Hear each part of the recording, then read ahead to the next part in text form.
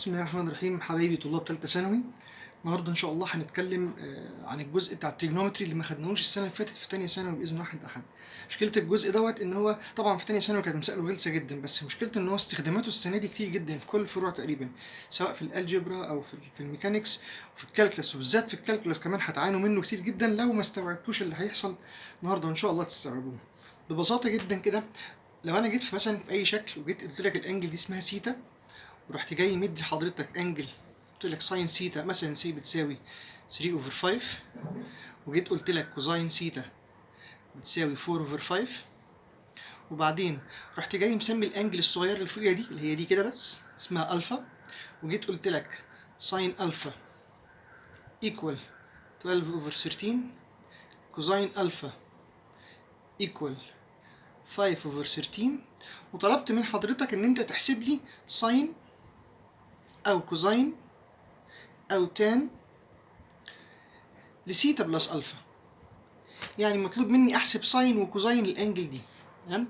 اللي حصل كالاتي، ان هما رسموا رايت انجل تريانجل للانجل سيتا، وقالوا ساين سيتا بتساوي ابزت على هايبوتنس، يعني ده 3 وده 5 وبالتالي ده 4، ورسموا رايت انجل تريانجل للانجل اللي هي الفا ونفس الكلام، وبداوا بقى وصلوا النقطتين دول وعملوا شكل كواد بالمنظر اللي انتوا شايفينه ده، وبداوا يلعبوا العاب مش مطلوب منكم السنه دي ان انتوا تعرفوها، لغايه ما وصلوا لساين وكوزاين وتان الانجل دي. طب الناس دي وصلت الكلام ده ازاي؟ كالاتي: لو انا طالب من حضرتك ان انت تحسب ساين سيتا بلس الفا، كل اللي هتعمله حضرتك هتقول لي ده رول اسمه ساين كوزاين كوزاين ساين.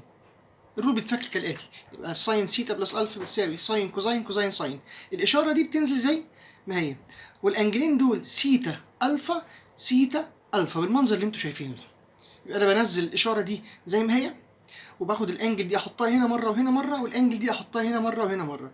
يبقى القانون ده بيتفك ساين سيتا كوزاين الفا كوزاين سيتا ساين الفا، وتبدا تعوض بالداتا اللي انا مديها لك بره دي. يعني هتبقى ساين سيتا عباره عن 3 اوفر 5، كوزاين الفا هتساوي 5 اوفر 13، بلس كوزاين سيتا هتساوي 4 اوفر 5، ساين الفا ايكوال 3 اوفر ساين الفا 12 اوفر 13، وابدا احسب الكلام ده كله على الكالكليتر. تمام كده؟ طيب نفس الكلام لو قلت لك احسب لي ساين سيتا والفا، بس بدل ما اعملهم بلس عملتهم ماينس. يعني سي لو جيت قلت لك احسب لي ساين سيتا ماينس الفا، هتعمل نفس القاعده تقريبا، هتنزل طالما دي ساين هيبقى ساين كوزاين كوزاين ساين، والاشاره بتنزل زي ما هي، وتاخد سيتا هنا وهنا والفا هنا وهنا.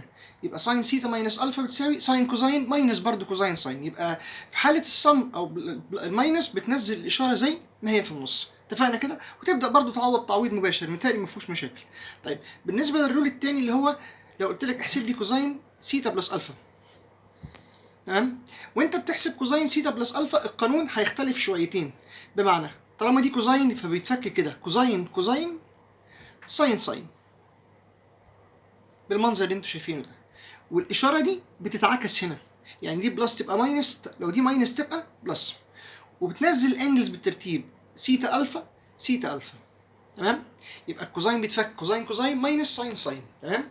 وابدا اعوض بعد كده عن كوزاين سيتا 4 اوفر 5، نفس الكلام كوزاين الفا هتساوي 5 اوفر 13 ماينس ساين سيتا فوق اهي انا مديها لك في السؤال 3 اوفر 5 ساين الفا 12 اوفر 13، وانتهى الموضوع على كده.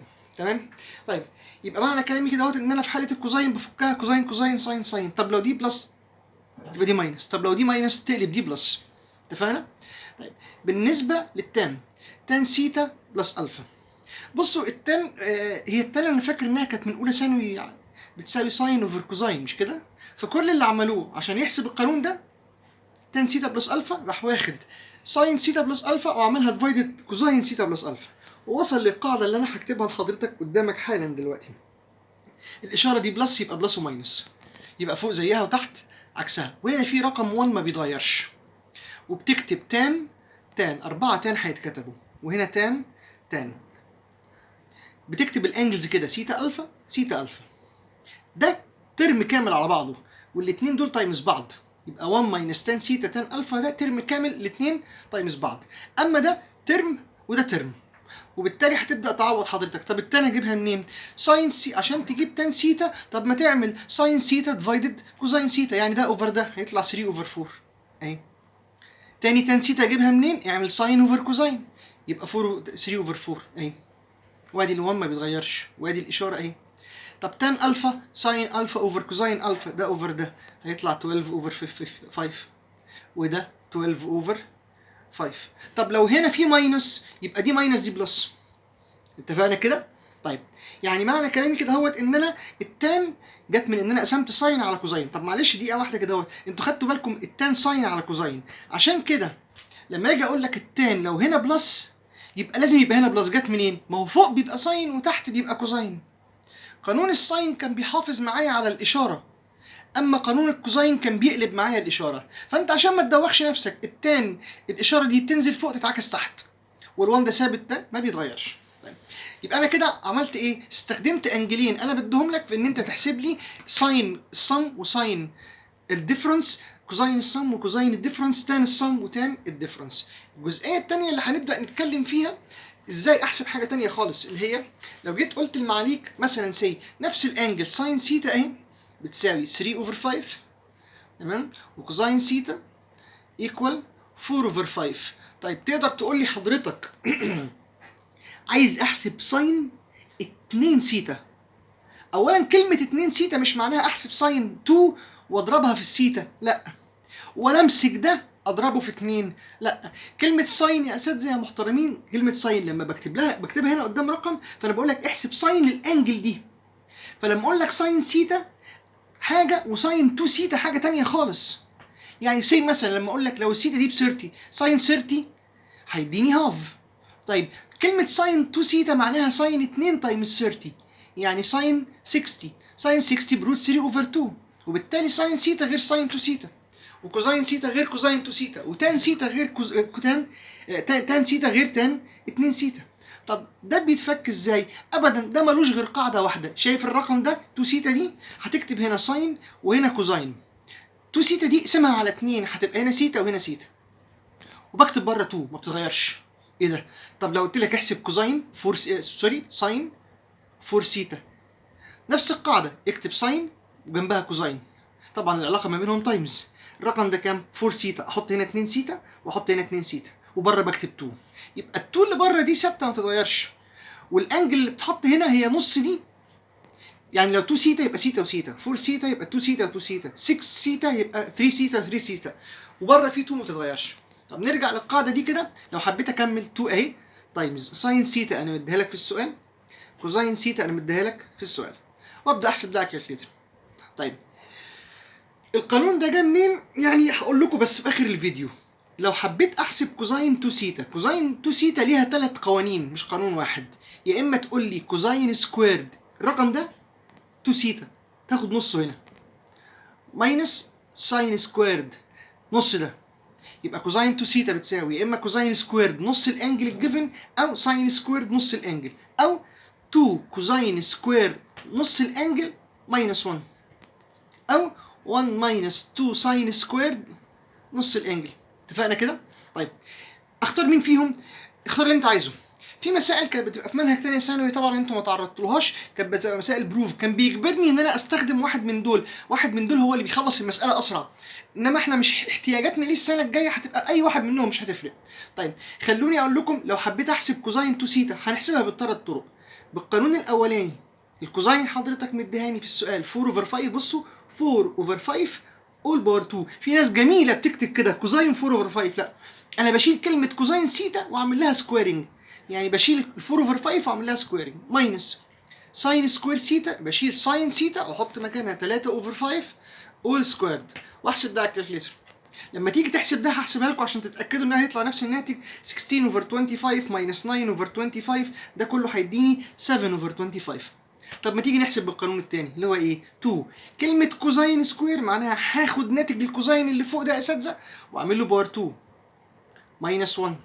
لما اجي احسب ده هيديني 16 تايمز 2 32 اوفر 25 ماينس 1، ال1 ده كانه 25 اوفر 25، طبعا الكلام ده كله بالكالكليتر يطلع 7 اوفر 25، لازم يدي نفس الناتج. طيب بالقانون الثالث 1 ماينس 2 ساين سكوير سيتا. 2 اهي، كلمة ساين سكوير معناها بتمسك الساين بتاعت الانجل سيتا الجيفن اللي في السؤال وتعمل لها سكويرنج بالمنظر اللي انتوا شايفينه ده. طيب يبقى 1 ماينس، هحسب ده هيطلع 9 تايمز 2 هيطلع 18 اوفر 25. ده كانه 25 اوفر 25 ماينس 18 يطلع 7 اوفر 25. لازم يدي نفس الناتج، ما ينفعش ما يديش نفس الناتج.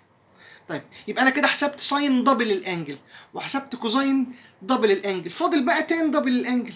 تان دبل الانجل دي بتساوي ايه؟ بص بقى كده، ده قانون جديد، 2 تان اوفر 1 ماينس تان باور 2. الانجل اللي عندي 2A اخد نصها هنا A وهنا A، سوري 2 سيتا معلش، يبقى هنا سيتا وهنا سيتا عشان ما اغيرش في السؤال. يبقى تان 2 سيتا بتساوي 2 تان نص الانجل اوفر 1 ماينس تان سكويرد نص الانجل برضو. طيب فكل اللي حضرتك هتعمله ادي ال 2 وال 1 ثابتين ما بيتغيروش. طيب تان سيتا جيبها منين؟ ما انت عندك الساين وعندك الكوزاين. اعمل ده اوفر ده هيطلع 3 اوفر 4، وارجع حطه هنا تحت تاني يبقى 3 اوفر 4 اول باور 2. ده الجزئيتين اللي حضراتكم ما خدتوهاش السنه اللي فاتت في ثانيه ثانوي. عندي تعليقين بسيط قبل ما نخلص الفيديو ان شاء الله. رقم واحد، حضرتك لازم تبقى عارف ان ساين او كوزاين اي انجل في الدنيا، اي انجل سنه ثالثه في الدنيا لازم تكون بيلونج للانترفال دي نيجاتيف 1 1. ما ينفعش في ثانيه ثانوي من كذا سنه راح جاي موقعهم، اسف في ثالثه ثانوي موقعهم بحاجه زي كده، تمام؟ ولازم تبقى عارف حاجه ثانيه مهمه اللي هي ايه؟ القوانين بتاعت ساين 2 سيتا دي انت جبتها منين؟ لان في مسائل في اول شابتر في الاستاتكس في الفريكشن هتلاقي نفسك قدام قانون لازم ترجعه لاصله، فلازم تبقى عارف جت منين. بصوا كده معايا، انا كتبت في الورقه اللي فاتت ان ساين 2 سيتا بتساوي 2 ساين سيتا كوزاين سيتا، مش كده؟ طيب ما تيجي تبص كده معايا، اهو هو القانون انا كاتبه كده. طب ممكن حضرتك تعرفني جه منين؟ عينيا حالا. هو احنا مش خدنا في اول ورقه ساين سيتا بلس الفا كان بيساوي ساين كوزاين كوزاين ساين، تمام؟ وبعدين كنت حضرتك الانجل دي او الاشاره دي بتنزلها زي ما هي، والانجل هنا سيتا هنا سيتا هنا الفا هنا الفا. طب هقول لك حاجه ظريفه قوي، ايه رايك لو شلت الالفا دي وحطيت مكانها سيتا؟ سيتا بلس سيتا يبقى كام؟ 2 سيتا ساين 2 سيتا اهي. تعالى شيل دي وحط مكانها سيتا، وشيل دي برضو وحط مكانها سيتا. ما انت لما تعمل تحط مكان الانجل الفا رقم هنا وهنا وهنا، فانت مش هتغير الايكويشن دي خالص. طيب ساين سيتا كوزاين سيتا، مش كده؟ ادي ترم.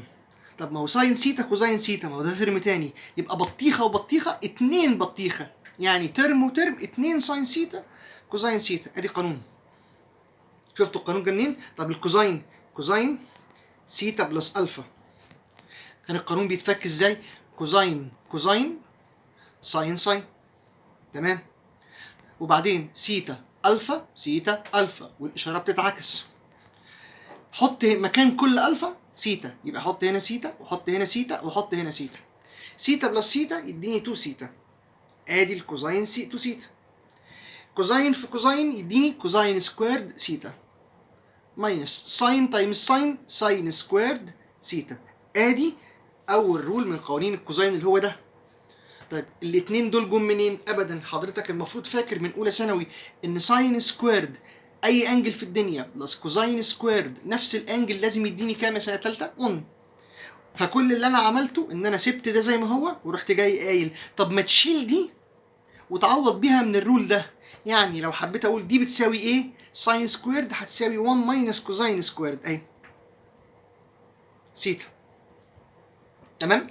يبقى كوزاين سكوير سيتا، دخل النيجاتيف 1 جوه او نيجاتيف على البراكت يبقى بلس كوزاين سكويرد سيتا، كوزاين وكوزاين يديني دبل كوزاين سكويرد سيتا ماينس 1. ده القاعده الثانيه. طب القاعده الثالثه جت منين؟ رحت شايل الكوزاين وحاطط مكانها 1 ماينس ساين، طلع لي القاعده الثالثه، تمام؟ طيب التان، تان 2 سيتا كانت بتساوي ايه؟ بتساوي 2 تان سيتا اوفر 1 ماينس تان سكويرد سيتا. جبت الرول منين؟ ابدا، هو القانون اصلا كان تان سيتا بلس الفا ايكوال، لو فاكرينه من الورقه اللي فاتت، تان سيتا بلس تان الفا اوفر 1 ماينس تان سيتا تايمز تان الفا. وتاني ده ترم كامل لوحده. شيل دي وحط مكانها سيتا وحط مكان دي سيتا وحط مكان دي سيتا، فكل اللي هيحصل هيبقى تان 2 سيتا اهو ايكوال تان سيتا بلس تان سيتا دبل تان سيتا توايس تان سيتا اوفر 1 ماينس تان سيتا تايمز تان سيتا تان سيتا سكويرد. يبقى اللي انا عملته في الصفحه دي ركزت على معلومه مهمه، اللي ان ساين اي انجل او كوزين اي انجل مهما كانت 2 سيتا 3 سيتا سيتا بلس الفا سيتا ماينس الفا لازم تكون الانترفال بتاعتها ان بتوين نيجاتيف 1 1. تمام. الجزء ده ازاي استخدم او القوانين جت منين؟ انا قلت الجزء ده هتقابلوه كتير في الفريكشن ان شاء الله في الاستاتكس واحنا بنشتغل، هتلاقي قانون فبضطر ارجعه لاصله. طيب النهارده ان شاء الله هيبقى اخر فيديو هبدا اتكلم فيه على ورق، بعد كده ان شاء الله هبدا اعمل ريفيجن على الكالكولس بتاع ثانيه ثانوي كله. تمام. بس الكلام ده مش هينفع يبقى على ورق، لازم هيبقى على بورد، عشان ان شاء الله لما نبدا منهج سنه ثالثه. كل سنه وحضراتكم طيبين.